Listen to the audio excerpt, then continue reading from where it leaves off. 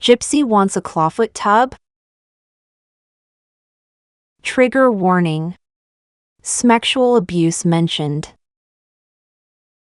Found on Reddit in the GRB SnarkBU group.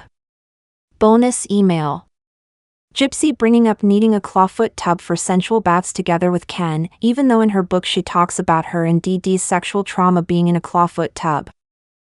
According to what Mama told me, Laura once opened Mama's work locker and stole Mama's wedding picture, ripped it in half and tore up just Mama's face and body into a million little pieces and then put them all back inside the locker for Mama to find.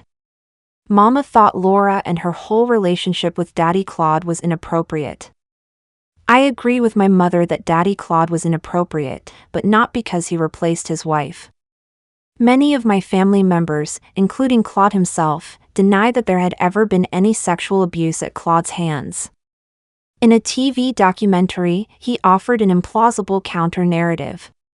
She was the one trying to touch me, and I'd say no, don't do that. She started doing that when she was about 4 years old. My mother's credibility is obviously in question, and her being an unreliable narrator helps support the reasonable doubt that outsiders have. But I know what I saw, what I witnessed, and what I felt. On the second floor of the blue house there was a bathroom. I can still see the white clawfoot tub and the black and white checked floors. I was about 5 years old and sitting on the toilet watching Daddy Claude and my mother step their naked bodies into the tub. My mother at almost 30 years old was a lot skinnier back then. Father and daughter trying to fit into the small tub together reminded me of those miniature circus cars filled with an illogical number of clowns. My mother and Claude had an intentional bath time. It wasn't like she'd already be in the tub and he'd decide to join her. They went into the room together and undressed. The whole nine.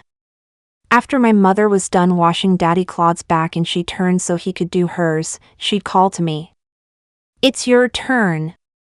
And she'd get out of the tub and undress me, carry me over, and plop me in the water. "We'll need to wash that pecan of yours," Claude said as he lathered soap on his hand, my mother leaving the bathroom only to check on us intermittently.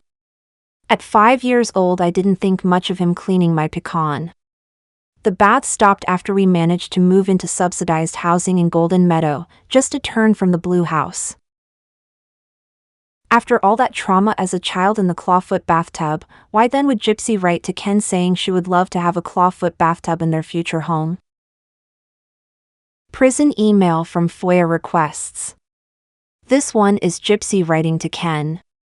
"Darling, I have a request for our future home. I want us to have, in addition to a shower, I want a clawfoot bathtub. Showers are nice, but a clawfoot bathtub is the most relaxing for after a long day at work as well as a few sensual baths together. I'm missing you on a every second basis. It's hard for me to believe anything ever happened to Gypsy, by her grandfather, in a clawfoot tub, since she is longing to have one in her home with Ken. So what do you think? Did Gypsy lie about her grandfather?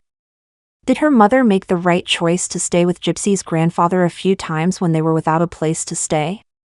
Or was he safe to be around? Let me know in the comments. Please like, share, and subscribe. I appreciate all of you.